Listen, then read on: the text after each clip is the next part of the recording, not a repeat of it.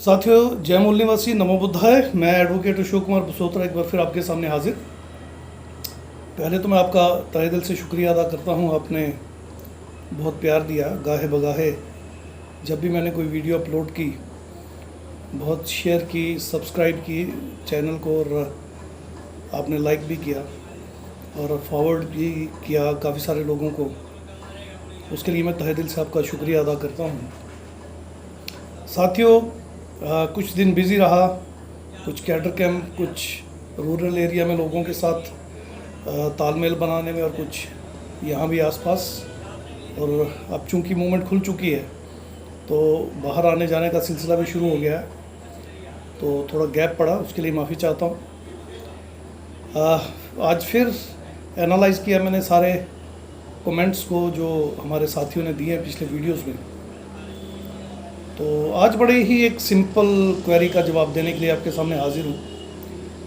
बहुत सारे लोगों ने पूछा है कि हज़ारों सालों की गुलामी है तो ये जाएगी कैसे, और इतनी जल्दी कैसे जाएगी। तो साथियों, सबसे पहले इसके जवाब में मैं आपसे ये निवेदन करना चाहूँगा कि आप इसे हज़ारों, लाखों, करोड़ों सालों की गुलामी मत करें। देखिए, 4,500 साल या 4100 साल पहले तक जो हमारी संस्कृति थी, जो हमारा समाज था, जो हमारा सोशल सेटअप था यहाँ पे, जिसे सिंधु घाटी सभ्यता कहते हैं, जो कल्चर था हमारा, मोहनजोदड़ो, हड़प्पा और बहुत सारे आपने सुना होगा, खुदाई में सब कुछ निकल रहा है। वहाँ तक का तो पूरा इतिहास हम खंगाल नहीं पाए।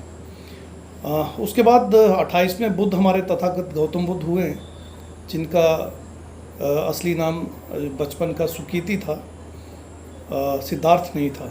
ये ब्राह्मणवादियों का दिया हुआ नाम है। तो सुकीति जो बाद में तथागत गौतम बुद्ध कहलाए, उनके एरा के शिलालेख पढ़ लिए गए हैं। उसके बाद अशोका के एरा के, उसके बाद जितने भी आए, शुंग डायनेस्टी है, पाल है, कनिष्क है, हून है, बहुत सारी डायनेस्टीज उसके बाद आई। तो बाद का सारा लिटरेचर पढ़ लिया गया है। तो मैंने जैसा कि पहले भी आपको बताया था कि 11वीं शताब्दी के अंत में जाके 1199 1199 AD और 1204 के बीच में नालंदा का बख्तियार खिलजी के द्वारा जलाया जाना, 6 महीने तक जलते रहना, तकरीबन कमोबेश यहाँ तक तो बुद्धिस्ट संस्कृति थी। और इस एरा तक जितने भी इन्वेडर बाहर से आए, शक, हून, कुषाण, जितने भी आए, वो भारत में आके इन्वेड तो किया उन्होंने, मगर बाद में यहाँ बसने के बाद वो सारे के सारे इस संस्कृति में ही रम गए, यानी बुद्धिस्ट हो गए। तो 12वीं शताब्दी या 13वीं शताब्दी के मध्य तक हम कह सकते हैं कि हमारा बुद्धिस्ट कल्चर और हमारा दबदबा जो वो रहा। तो ये हज़ारों, लाखों, करोड़ों सालों का मसला नहीं है, पिछले ज़्यादा से ज़्यादा 1000 साल का मसला है। जैसा कि मैंने पहले वीडियो में भी बताया, 8वीं शताब्दी में केरला के जो शंकराचार्य हुए, 688 में उनका बर्थ है AD में, और 720 में उनकी डेथ हो गई पाइल्स की वजह से, भगंदर, बवासीर जिसको कहते हैं, उसकी वजह से।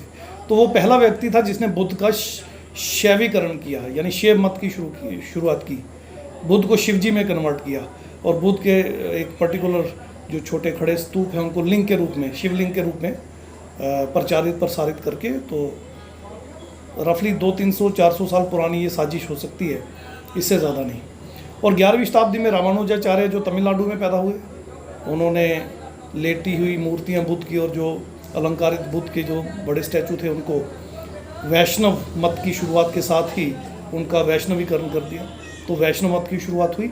और 13वीं शताब्दी के अंत में तारा देवी, जो कि बुद्ध की बहुत बड़ी प्रचारक थी, आइकन थी, और अलंकारित बुद्ध और अलंकारित तारा देवी की जो मूर्तियाँ थी, उनका शाक्त मत में जो है कन्वर्जन जो कर दिया गया। तो ये जितनी भी देवियाँ भारत में आप देखते हैं, ये सब की सब शाक्त मत से निकली हुई हैं, यानी बुद्ध और तारा देवी की ये मूर्तियाँ हैं। तो ये ज़्यादा से ज़्यादा 1000 साल पुरानी, या 8वीं शताब्दी से भी लगा लें तो 1200-1300 साल से ज़्यादा पुराना किस्सा नहीं है। और 2000 के पीछे तो वैसे भी ना संस्कृत का कोई इतिहास मिलता है, ना ही ब्राह्मणों का। बुद्ध के समय में ना ब्राह्मण थे, ना वेद थे, ना ब्राह्मणी संस्कृति थी, ना ही हिंदू शब्द था।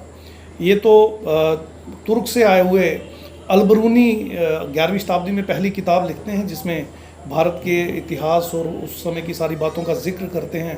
तो उसमें पहली बार गैर मुस्लिम जो लोग हैं उनको वो हिंदू शब्द से नवाजते हैं और ये भी बताते हैं कि हिंदुओं का आज तक कोई धर्म ग्रंथ रिटन फॉर्म में अवेलेबल नहीं है, उसको लिखने में मनाही है।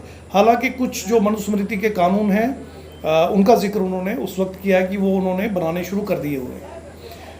सबसे पहला ग्रंथ 1464 में ऋग्वेद लिखा गया और उसके बाद ही वेद, पुराण, स्मृति, श्रुति, रामायण, महाभारत, गीता सब बुद्ध को ही कन्वर्ट किया गया है। और बुद्ध जातक कथाओं से ही रामायण, महाभारत, गीता वगैरह लिखी गई हैं और बुद्ध के सार को ही गीता का सार बता के उसका ब्राह्मणीकरण किया गया। तो ये हज़ारों सालों की गुलामी नहीं है। तो इससे निजात पाने का जो है सबसे सरल तरीका क्या है, सिंपलेस्ट फार्मूला क्या है? देखिए, तथागत गौतम बुद्ध से लेके आज तक जितने भी महामानव हैं उनको अगर आप स्टडी करें, उनके जीवन को अगर डीपली आप स्टडी करें, बसवन्ना हो, रैदास हो, कबीर हो, सैन हो, गोरे जी महाराज हों, पीपा जी हों, धन्ना जाट हों, बाबा नानक हों, या आगे चल के फुले साहब, मॉडर्न एरा की अगर हम बात करें, मॉडर्न इंडिया की, तो राष्ट्रपिता ज्योतिबा फुले, राष्ट्रमाता सावित्रीबाई फुले, क्रांति ज्योति जी, उसके बाद पेरियर ई रामास्वामी नायकर, छत्रपति शाहू जी महाराज, बाबा साहब डॉक्टर भीमराव अम्बेडकर, बहुत सारे लोग हैं, अयंकाली, नारायणा गुरु, हरिचंद, गुरुचंद ठाकुर, बहुत लंबी लिस्ट है, गाडगे बाबा। फिर मॉडर्न में जो लेटेस्ट में अभी हम देखें, कर्पूरी ठाकुर जी हैं, उसके बाद और भी बहुत सारे लोग हैं जिन्होंने इस मूवमेंट को आगे बढ़ाने की कोशिश की है। तमिलनाडु में पेरियर ई रामास्वामी नायकर की मूवमेंट को आगे DMK आई है, DMK। तो जितनी भी मूवमेंट आप अगर इनको स्टडी करें तो हमारे जितने भी महामानव हुए हैं उन्होंने सबसे पहला काम क्या किया है, ब्राह्मण के घर की चौखट के अंदर जाने से खुद को रोका है और अपनी चौखट के अंदर ब्राह्मण को आने से रोका है। तो ब्राह्मणवाद उनके घर में आना ही रुक गया। रिवोल्ट देखिए कितना बड़ा है। राष्ट्रपिता ज्योतिबा फुले जी ने जब रिवोल्ट किया तो उनके पिताजी को ब्राह्मणों ने प्रेशराइज किया और कहा कि ये धर्म के विरोध में कार्य कर रहे हैं, धर्म विरुद्ध कार्य कर रहे हैं, तो इनको रोका जाए। तो राष्ट्रपिता ज्योतिबा फुले जी ने अपने पिताजी का घर छोड़ दिया, अपनी पत्नी हमारी माता क्रांति ज्योति सावित्रीबाई फुले जी को लेकर उन्होंने घर छोड़ दिया और फातिमा शेख के भाई जो थे उस्मान शेख, उनका काफ़ी सपोर्ट मिला, फातिमा शेख जी का सपोर्ट मिला। तो आप देखिए रेवोल्यूशन कहाँ पहुँचा। तो पहली शपथ तो आप ये ले लीजिए कि ना कि ब्राह्मण पुरोहित की चौखट के अंदर जाएंगे, ना ही उसे अपने अंदर आने देंगे। पहली कसम आपको ये खानी होगी। दूसरा, मंदिरों में दान देना और मंदिरों में जाना और मंदिरों की महिमा और जो भी आपके घरों में आगे पंडित करते हैं उसको रोकना होगा। आपके एरिए में जैसे 7 दिन का सतवाह करते हैं या और भी नारायण कथा, सत्यनारायण कहा और बहुत सारी कथाएँ करते हैं, वो सब रोकनी होंगी। पिछले 550 साल के अंदर उन्होंने जितना भी इतिहास लिखा है और जिसमें उन्होंने चाणक्य, आर्यभट्ट जैसे ब्राह्मण पैदा कर लिए और कागज़ों में पैदा करके उनको इतिहास में पीछे फिट करने की ज़रूरत की, और तथागत गौतम बुद्ध के साथ ब्राह्मणों के संवाद बता के और ब्राह्मणों के साथ लड़ाई बता के, हालांकि ब्राह्मणों के हारा हुआ बता रहे हैं वहाँ पे, मगर उन्होंने ब्राह्मणों को वहाँ स्थापित करने की कोशिश की जो कि उनकी अब फेल हो चुकी है। प्रसन्नजीत जो समकालीन थे तथागत गौतम बुद्ध के, उनके शिलालेख पढ़ लिए गए हैं। अशोका के 84,000 शिलालेख, बौद्ध स्तूप सब पढ़ लिए गए हैं और उसके अलावा जो शिलालेख पढ़ लिए गए हैं, शुंग डायनेस्टी जो कि बुद्धिस्ट डायनेस्टी थी उसके शिलालेख पढ़ लिए गए हैं।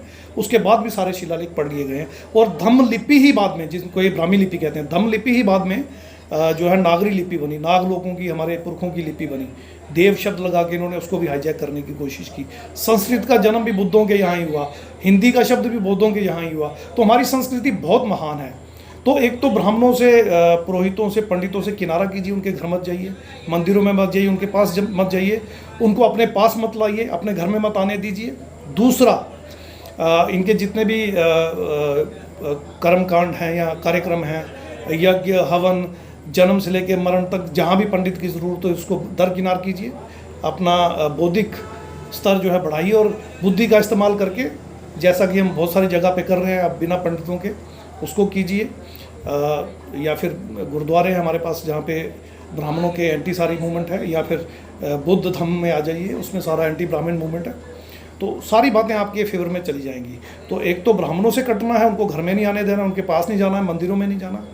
दूसरा, उनको दान दक्षिणा देना बिल्कुल बंद कर दीजिए। 1 रुपये का चंदा भी आपके घर से नहीं जाना चाहिए। जैसे RSS वाले अक्सर लेते हैं और बहुत सारे लोग हमारे दे के कहते हैं हमने खलासी करा ली, नहीं, मत दीजिए। वो 1 रुपया आपके बच्चों के गले काटने के काम आएगा, चाहे 1 रुपया भी होगा। कईयों ने 20-20, 50-50 हज़ार, 1 लाख, 2 लाख, 5 लाख, लाखों करोड़ों रुपए राम मंदिर के लिए दिए। देखा वहाँ पे क्या हुआ? देखा वहाँ क्या बंदर बांट हो रही है, आपके पैसों को कैसे लूटा जा रहा है। और सन 1992 में जब मस्जिद के ऊपर हमला किया गया था RSS के द्वारा और भाजपा के द्वारा, और हमारे SC ST OBC के लोगों ने उनका सपोर्ट किया था, कुछ मूर्ख लोगों ने। गुंबद को तोड़ने वाले भी SC ST OBC के लोग थे और उस मूवमेंट को चलाने वाले भी यही लोग थे। आज क्या हश्र हुआ उन लोगों का? और जो घरों से उन्होंने 1 ईंट और पैसे इकट्ठे करने का कार्यक्रम चलाया था, 1600 करोड़ रुपया जो उन्होंने इकट्ठा किया था, कहाँ है वो रुपया? सब आपके विरोध में इस्तेमाल हुआ। भाजपा उसी से खड़ी हुई। हजारों लाखों करोड़ जो मंदिरों में आप चढ़ाते हैं, वही आपके विरोध में सामाजिक, धार्मिक और राजनीतिक कार्यक्रमों में और अन्य कार्यक्रमों में इस्तेमाल किए जाते हैं। देखिए, पूरे देश में एजुकेशन सिस्टम को धराशायी कर दिया गया, स्वास्थ्य सिस्टम जो है, हेल्थ सिस्टम है, उसको धराशायी कर दिया गया, एम्प्लॉयमेंट को ज़ीरो कर दिया गया। किसी तरह का रोज़गार का कोई प्रावधान आपके लिए नहीं है। पर्सनल सिक्योरिटी खत्म हो चुकी है। रूल ऑफ लॉ नाम की कोई चीज़ इस देश में नहीं है। आज ब्राह्मणों, क्षत्रियों, वैश्यों के खिलाफ कोई FIR नहीं लगती। वो चाहे सड़क पे खड़े होकर चिल्लाएं गोली मारो, गोली मारो, चाहे गोली चला भी दें या मार भी दें। आप देख लीजिए, प्रज्ञा ठाकुर बाहर है, कर्नल पुरोहित बाहर है, मालेगांव बम ब्लास्ट और कई ट्रेनों में बम ब्लास्टों में इन्वॉल्व थे। करकरे जी का इंटरव्यू देख लीजिए, या फिर मुशर्रफ जी की, वो जो रिटायर्ड पुलिस IPS ऑफिसर हैं महाराष्ट्र के, उनकी किताब है हु किल्ड करकरे, उसको पढ़ लीजिए। तो उनकी पूरी 100% इन्वॉल्वमेंट थी। क्या हुआ उनका? कोई एक्शन उनके खिलाफ नहीं हुआ। तो आपको ये समझना होगा। और SC ST OBC का व्यक्ति एक छोटी सी बात भी कह दे तो FIR भी लगती है, थाने में रगड़ा जाता है, कोर्टों में रगड़ा जाता है, उसका जीवन बर्बाद कर दिया जाता है। तो आप क्या चाहते हैं? अल्टीमेटली आपको ये सोचना होगा। तो एक तो मंदिरों में जाना बंद कर दीजिए, दान दक्षिणा बंद कर दीजिए, पंडित को बुलाना बंद कर दीजिए, पंडित के पास जाना बंद कर दीजिए, पंडितों से कोई भी कार्यक्रम, क्रियाक्रम कुछ भी मत करवाइए। और तीसरी और आखिरी और सबसे इम्पॉर्टेंट चीज़, मनुवादियों की पार्टियों को और मनुवादी नेताओं को और मनुवादियों की पार्टियों में मूल निवासी बहुजन नेताओं को एक भी वोट मत दीजिए। चाहे SC ST OBC के ही बंदे को क्यों ना वो खड़ा कर दें, लेडी या जेंट, किसी को भी, ट्रांसजेंडर को भी, किसी को भी एक भी वोट मत दीजिए। आपका दिया वो एक वोट आपकी आने वाली जनरेशन का गला काटने का काम करेगा। कौन है आपकी रिजर्वेशन के खिलाफ? कौन है आपकी रिजर्वेशन इन प्रमोशन के खिलाफ? कौन है OBC की जाति आधारित जनगणना के खिलाफ? C राजगोपालाचारी जब गवर्नर जनरल बने इस देश के, पहले गवर्नर जनरल भारतीय वही थे, तो सबसे पहले उन्होंने बाबा साहब के उस ऑर्डर को रद्द करवाया जो उन्होंने लॉर्ड लिनलिथ गो से 15 लड़के बाहर भेजने का, 15 स्टूडेंट बाहर भेजने का करवाया था। 2 ही बार भेजे गए, एक बार 15, एक बार 16, 31 गए, उसके बाद कोई नहीं किया। C राजगोपालाचारी ने सबसे पहले वो ऑर्डर विड्रॉ किया, और पहले दिन ही दूसरा ऑर्डर जो विड्रॉ किया वो था कास्ट बेस्ड सेंसस। 1931 तक जो कास्ट बेस्ड सेंसस बढ़िया हुआ, 41 में खैर वर्ल्ड वार लग चुकी थी और यहाँ भी क्विट इंडिया मूवमेंट शुरू हो चुकी थी, तो टर्माइल में प्रॉपर सेंसस हो नहीं पाया था, वो भी कास्ट बेस्ड सेंसस। मगर 51 के बाद वो बंद हो गया। तो कौन है आपके कास्ट बेस्ड सेंसस के अगेंस्ट? कौन है आपकी रिजर्वेशन प्रमोशन के खिलाफ? किसने PM बनते ही 314 OBC के स्टूडेंट्स को क्राइटेरिया चेंज करके बाहर का रास्ता दिखा दिया 2015 में?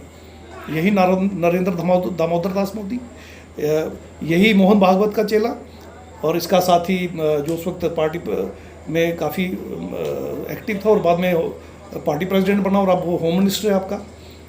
कहने को तो जैन है मगर जैन जैसी, मूल निवासी बहुजन जैसी उसमें कोई बात ही नहीं है। अमित शाह,